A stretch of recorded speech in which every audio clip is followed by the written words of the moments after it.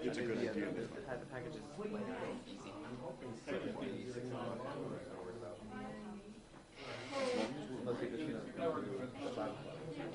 So people may change it.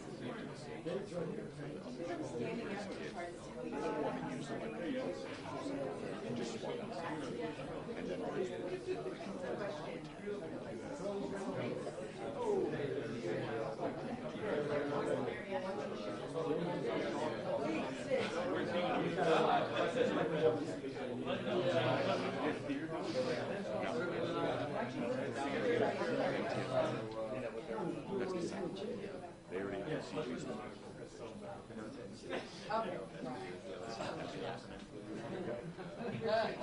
They didn't respond to everything they should have. You just double check that. You just double check the CGs. CGs, I sent you. The lower third. Are you going to be sitting or standing? Did you hear what he said? Yeah, all right, there. Christine? All right.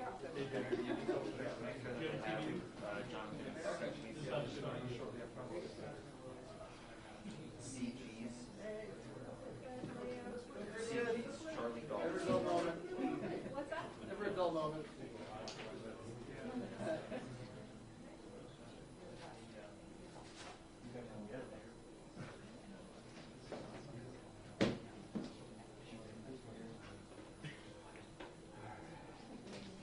Hey, John.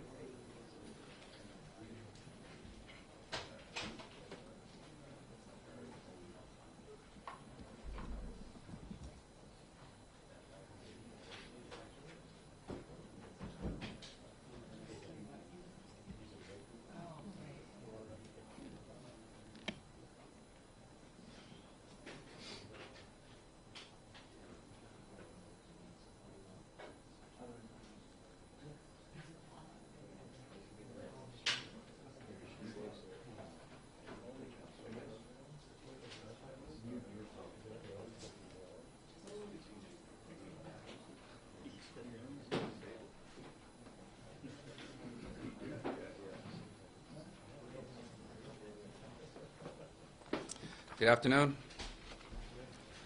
Major Robert Patnaud, the Troop G Commander with the New York State Police. We want to update you on our investigation of the Saturday's accident.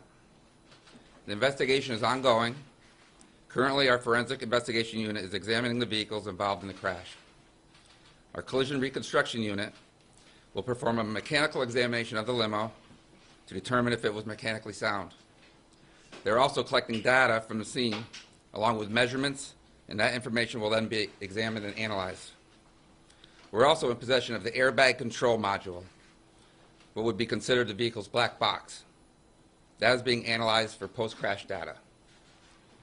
We have our investigators who are continuing with interviews of witnesses and family members. An autopsy of the victims are still ongoing at Albany Med, probably about 3/4 of the way through. We can confirm the name of the limo company is Prestige out of Saratoga County. And also that the driver of the limo did not have the appropriate license to operate that vehicle. In New York State, a limo with 15 or more seats available, excluding the driver, falls under the definition of a bus and requires a passenger endorsement, a P endorsement. The operator of the limo involved in this crash required the P endorsement, which he did not have. We will not release a list of the names until all the victims are positively identified and the families have been notified. Due to the severity of the crash, the process has taken some time. We do know that the victims were active on their cell phones prior to the crash, both texting and on social media.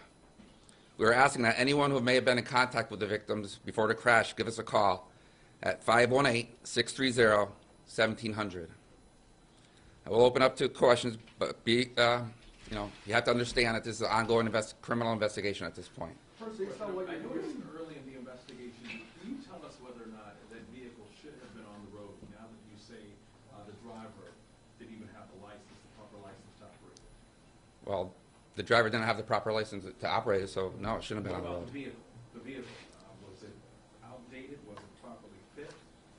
Well, that company and that vehicle have been under scrutiny of DOT in the past. That's all I can say about that. Your opinion, was there negligence on the part of someone to allow this on the road?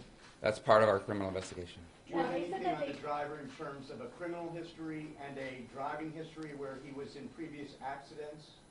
We're not releasing any information. They said that they voluntarily gave up their vehicles. Did you go in and seize those vehicles? Yes, we seized the vehicles based on a search warrant. How many? 3 vehicles in addition to the one that crashed. Can you explain what kind of vehicles they were? Were they other stretch limo, bus? I believe 2 of them were town car stretch limos. I'm not sure the third. Sir, it strikes me as remarkable that in this case you have all of the people who were in the limo and 2 bystanders who are now deceased who would have been, I imagine, pretty good witnesses to what was happening prior to the crash. You talked about text messages. We've already seen reports that people on the limo were sending out text messages, potentially talking about the fact that it was very loud, it seemed unkempt. Can you talk about what you're learning from people who are stepping forward, offering you that information, and how critical is that to putting the pieces of this together without living witnesses? All the information we can get is critical. The black box information, the crime scene investigation, interviews, text messages, photos, anything we can find, we'll put together the full picture to find out if there's some criminal culpability on the part of anyone. Already were people complaining via these texts that you've seen that something maybe just wasn't right about this trip? I'm not going to get into specifics. Major, do you know if family members have told you at this point that the victims had sought a bus rather than a limo? I believe that they had tried to hire a different vehicle, but it canceled for some reason, so the subject in charge of this excursion scrambled and found this company to satisfy their needs for the day. Did they seek a bus or something larger or something different? I don't know. Was it the same company, Major? No, it was not. Have you located the owner of the company? Have you spoken with him? Excuse me? Have you spoken with the owner of the company? Have you located him? We have located the owner of the company, Can yes. you confirm his name is Shahed Hussein? Yes. Is he Is in he in the US? Pakistan currently? Yes. And Is his Mr. sons Hussein are the running same it? man? One at a time, guys. Is Mr. Hussein the same man who was involved in the Albany 2 case of 2004? Excuse me? Is Mr. Hussein the same man who testified in the federal criminal case against the Albany 2, the pizza shop? I would refer you to the FBI. Is Can he you in tell us anything custody? about whether the driver was texting or the driver was somehow impaired? Do you know anything about that yet? That will all be part of our investigation. And when it comes to the vehicle, just to be clear, it was, Governor Cuomo suggested or said that the vehicle had been inspected last month by the U.S. Department of Transportation and failed inspection. So do you know if that's true or not? You're not saying if it is The or not? vehicle has been inspected in the past and has failed Can inspection. you say what that was, why it failed? No, I can't get into this. You have to talk to DOT Can you about that. clarify, is the owner still out of the country? Yes, he is. He faces criminal charges. That'll be part of our investigation. We'll determine if there's any criminal culpability on the part of anyone. Last If there is, question. we'll hold them accountable for Are it. you in touch still with the folks at the hospital who were doing the autopsies? I'm wondering how those folks, the medical staff, is doing as they embark on this. Are you in touch with them, and how's that going for them? It's a very difficult investigation for us to do. You know, we investigate fatal crashes all the time, year round. But this one is, the magnitude of this one is How about that road? How about the road there? I mean, it comes down a big hill. What have you learned about the dangerousness of that hill? That's all part of the investigation. Well, How we're dangerous gonna was hide it the to put license. this on the road? So How they're gonna dangerous include- was it to put a car like this on the road? Excuse me? Knowing- How dangerous was it for someone to put a car like this on the road, knowing the problems? We'll that determine were- that. And if it's criminal, we'll prosecute. Major, Sometimes something that's else you the can case say, about the Major, vehicle something being else you can say? modified. Thank you. How can a modified vehicle like Will the this? NTSB be speaking, ma'am? Yes, we're gonna take Take about about a 5 5-minute minutes break. and then NTSB will be in. Thank you. Larry? Yes. Oh, is it? I got a text. Keith? Hi, 5 minutes for briefing by Go over there. Chairman Robert Sumwalt, S-U-M-W-A-L-T. He's the chairman of the NTSB.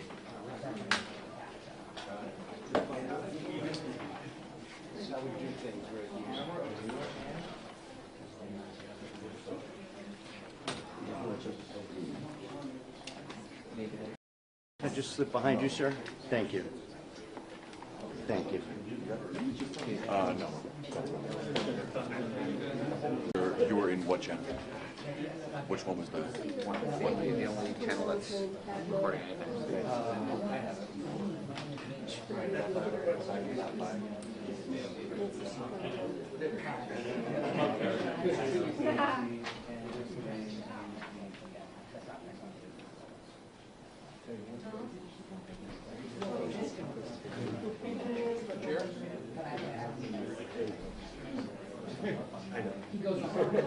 Do you need your sticks?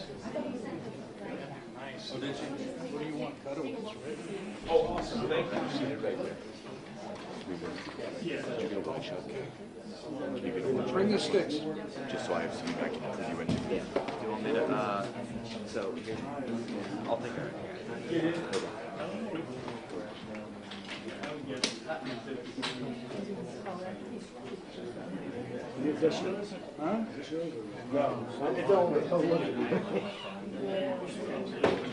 I got it. Thank you, Ben. Sorry.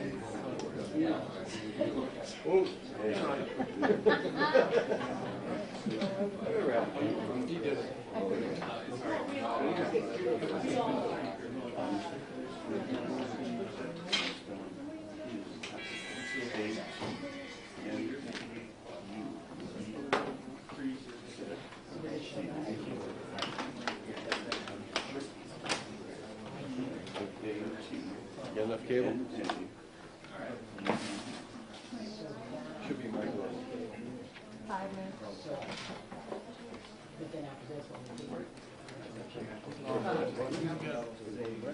Said the owner. You don't. You're gonna put them like that, keep your eyes open. No, I got a phone. That's your cable.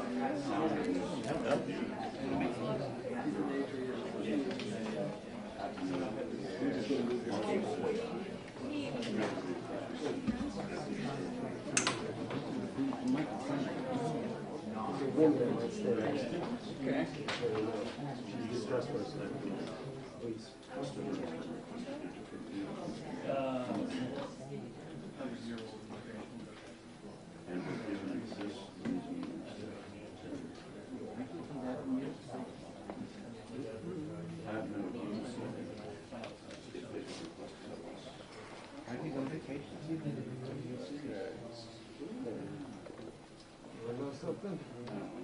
Not a vacation. Vacation for a minute. No,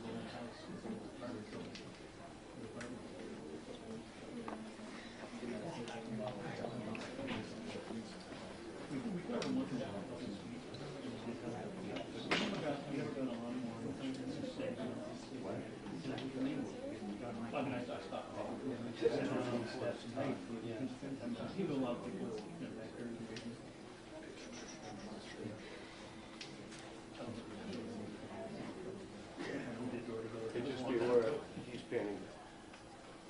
That's what it says. But even if we get you. We haven't started yet.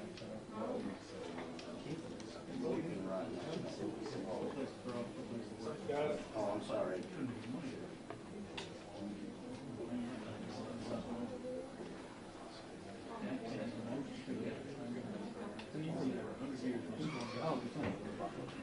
Why was you sit on my lap. You sound, man. This is what you call stereo. Yeah.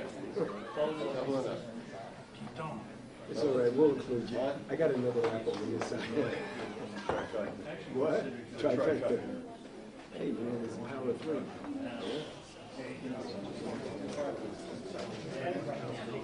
This must be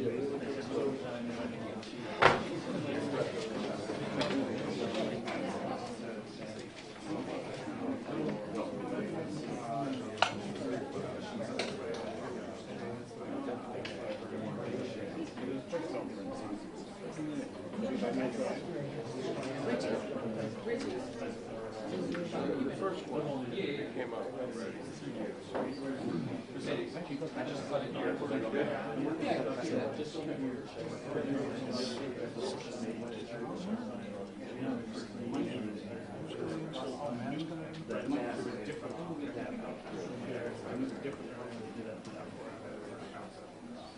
You did it all right for 40, right?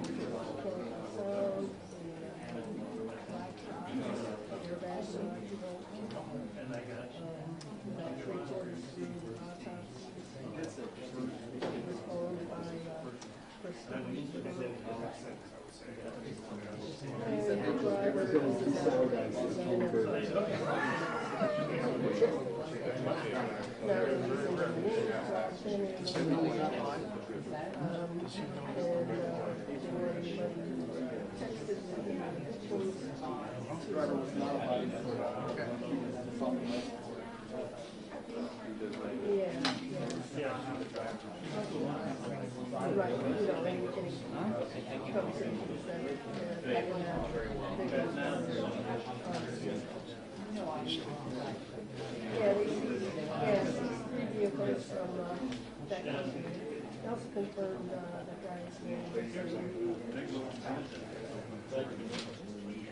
They would yeah, they wouldn't confirm that. They said accident. Yeah. And then the other country. Yeah, I think they said he came back. Like, yeah, he said he's back. I gotta show you. It's my car from the job. Yeah. It's out with that. So I'm in California. I also have some pattern so It's supposed to be in DC.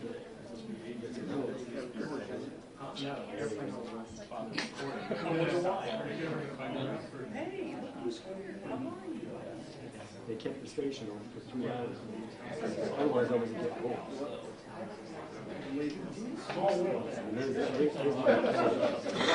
One minute. That's my mechanic. Papa, yeah. We got another 2 over there. So he goes like this, and he says, oh, I said, what's up?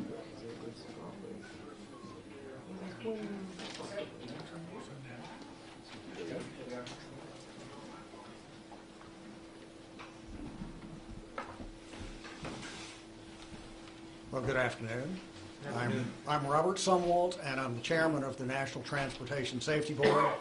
And joining us today, we have Vice Chairman of the Board, Vice Chairman Bruce Landsberg, and the investigator in charge, Pete Katowski. Yesterday was really a travel day for us at the NTSB. We had investigators traveling in from as far away as Seattle, Denver, of course, Washington, and a few other locations. So today is really the first full day of boots on the ground for our investigative team. This morning we held our investigative organizational meeting, and that's where we establish our investigative protocols and designate parties to the NTSB's investigation. Now, the NTSB investigates those organizations that can provide technical expertise to our investigation. We designate those organizations as parties to the investigation. And at this point, the parties to the investigation are the New York State Police and the New York Department of Transportation. As I mentioned yesterday, our investigation is separate and apart from the New York State Police's investigation. They're conducting their investigation as they do for any fatal highway crash, and we are conducting our safety investigation. So they really are distinct, but we are working together and sharing information on those areas that would be of common interest. We've had several briefings with the New York State Police leadership to discuss our processes and to discuss best ways to work together so that we're not encroaching in on their investigation. And we certainly appreciate their cooperation and assistance and coordination going along. Our teams are examining several different areas. We have we break our investigations into several disciplines. As far as the operator, we have a group looking at the operator, and when I refer to the operator, I mean the motor carrier, the limousine company. We have had an initial meeting with the limousine company, and as the Major indicated, there's been the motor carrier has indicated a willingness to cooperate with our records request.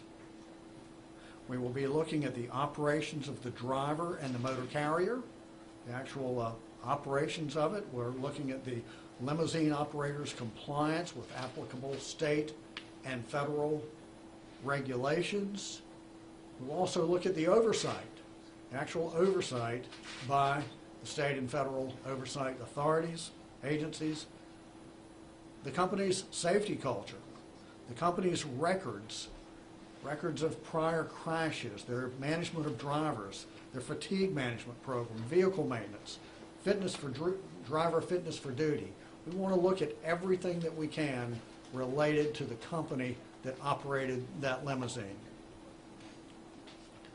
The vehicle itself, of course, we are interested in the mechanical condition of the vehicle, inspections of the vehicle subsystems, braking, steering, suspension systems, tires, making sure the right size tires are on there, the age of the tires. We're looking for any possible corrosion that may have existed in the vehicle, as well as any vehicle body and frame integrity. And of course, this vehicle, a 2001 Ford Expedition, started out life as a traditional Expedition, and then it was stretched. So we want to make sure that the vehicle, when it was converted, the conversion was conducted in accordance with federal regulations. Now, the seating configuration, the vehicle was configured for 19 seats. It had a driver seat and a front seat passenger seat, so 2 up front. Right behind that, there's a partition, and there would be a rear-facing seat, and then in the very rear of the vehicle, a forward-facing seat, and then down both sides would be bench seats, with a bar located also a bar and a door located on the right side of the vehicle. One of the things that we look at is to see whether or not the seating configuration may have contributed to the injuries. That's the type of thing that we typically look at. We've had questions as to whether or not the seats were equipped with seat belts. Some seats, we know at this time, some seats were equipped with lap shoulder belts. At this point, we're not sure if all seating positions were equipped with seat belts. And we are not sure at this point whether or not the seat belts were worn by anyone. Usually we can determine whether or not a seat belt was worn by looking at the damage to the seat belt itself. The webbing might be stretched, the attach points for the seat belt, and medical examination will oftentimes indicate whether or not a seat belt was worn at the time of a collision. Now, in the state of New York, seat belts are required to be worn in limousines. They are required to be worn by the driver and front seat passengers. They are not required to be worn by occupants in the rear of the vehicle. Our initial examination has indicated that some of the seats remained anchored to the floor. And the reason I say some of the seats is that as the vehicle is right now, when the emergency response crews are through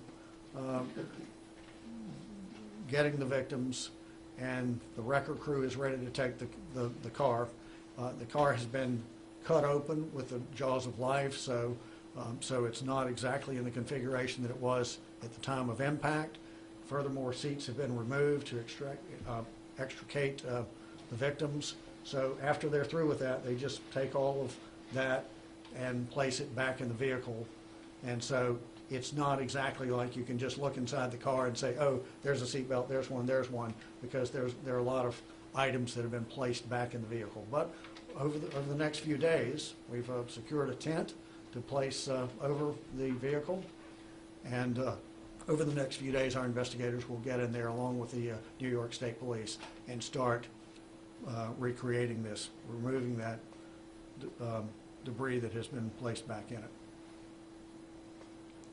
As far as the damage to the limousine, just a visual examination would reveal that there's, of course, extensive damage to the front of the car, with more damage done to the left front of the car.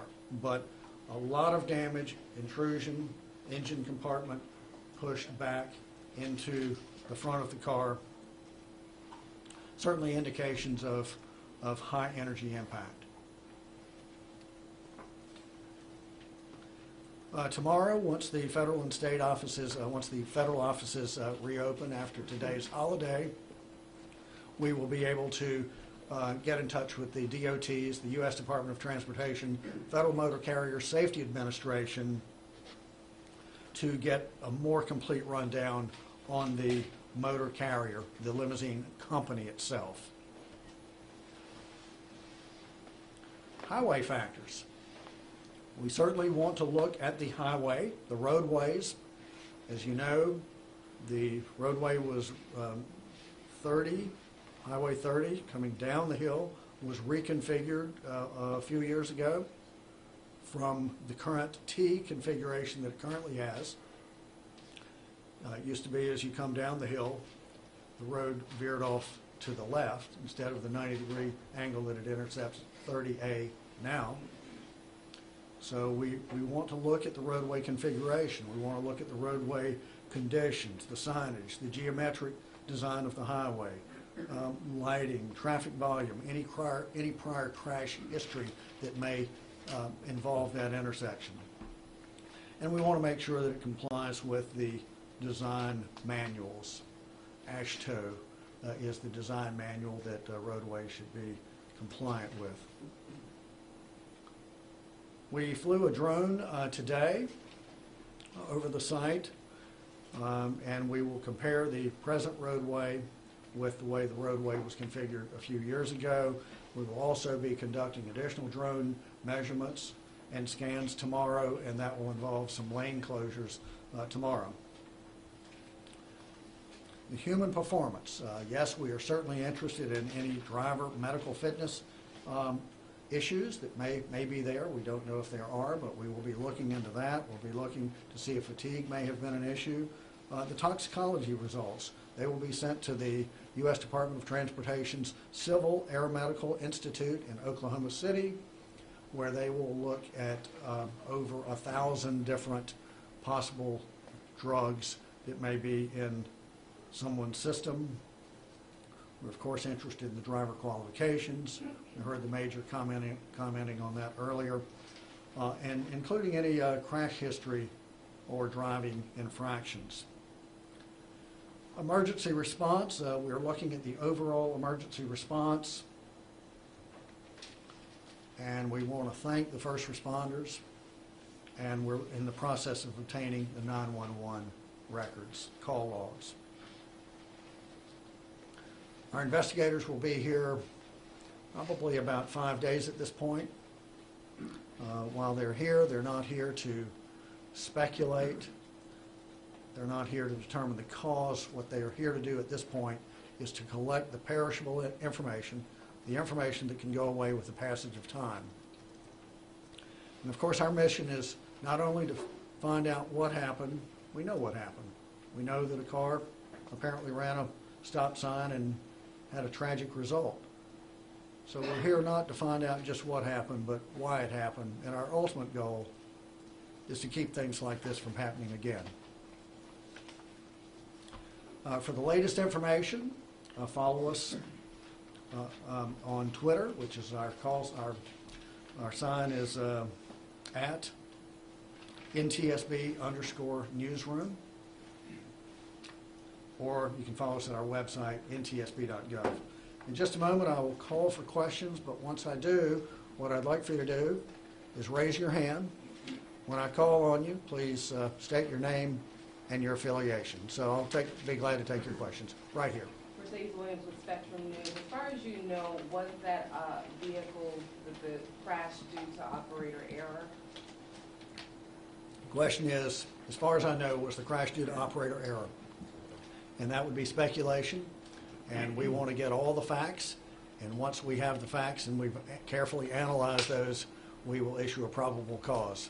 But at this point, we're here just to collect the factual information. There's a question right here. Can you explain how that expedition was modified to people at home who are wondering how it's actually broken in half, stretched out, and then this could have had the same brakes as an SUV, not brakes for this large vehicle that would be able to sustain that brake going down that hill? Thank you. Great question. Can we explain how the modification occurred? And Pete, can you take that one? Or all right, Pete can tell us.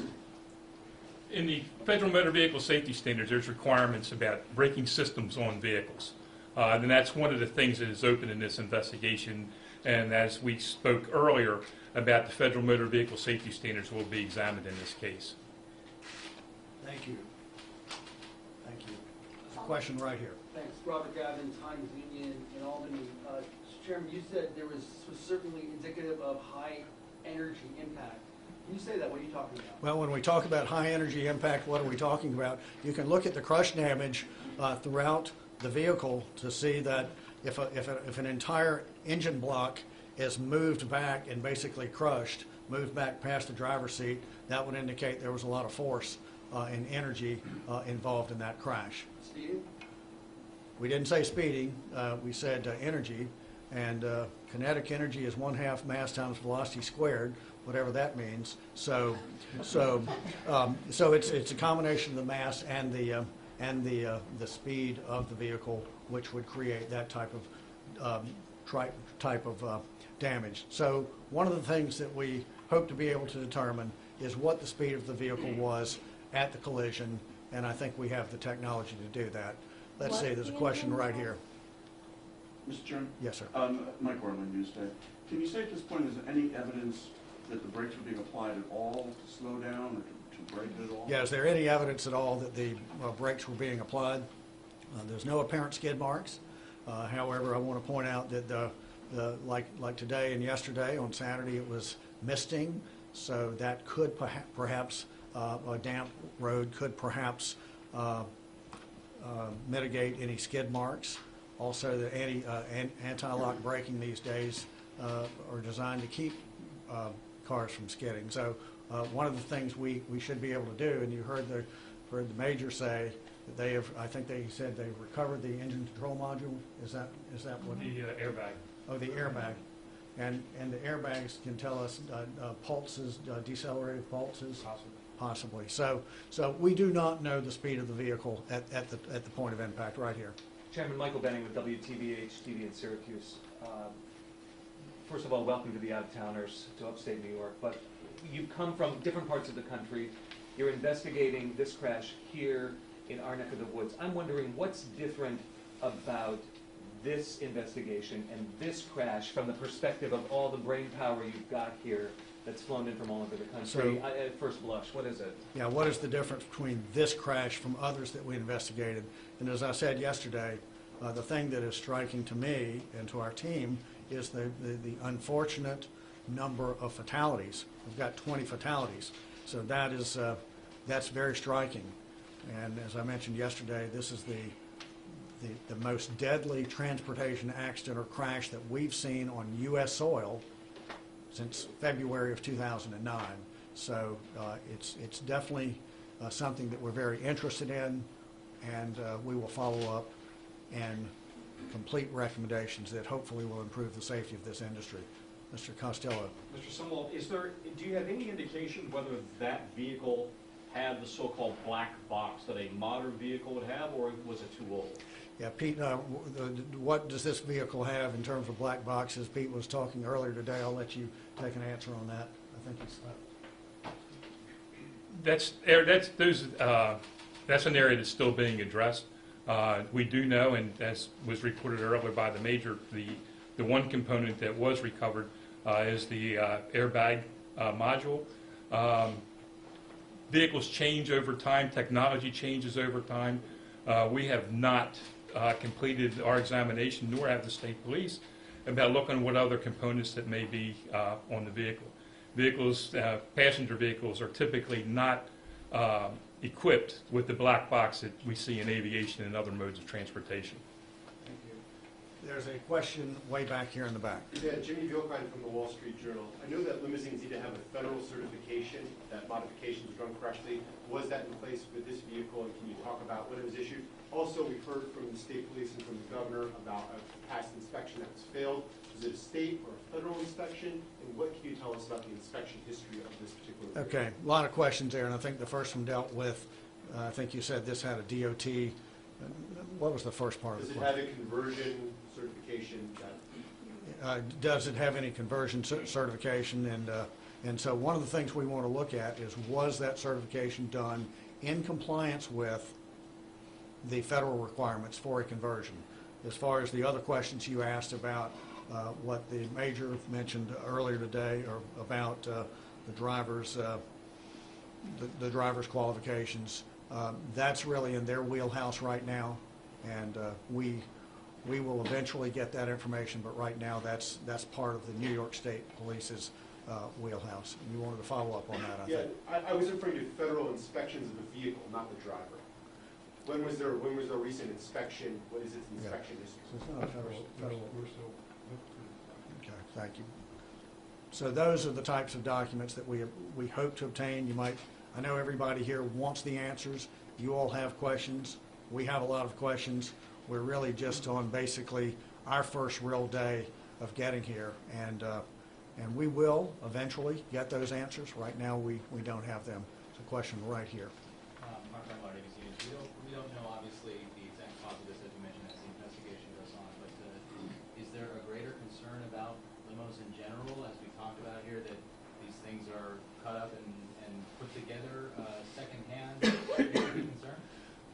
Question is, should there be a greater concern with the traveling public about limousines? And let me just say this. We are here to investigate this particular crash, to understand the facts, circumstances, and conditions surrounding this crash. However, we can't prevent this accident from happening. This one's already happened. So our larger goal is to see if, in fact, this is a more widespread issue. Right now, our focus is just on this one accident, on this one crash.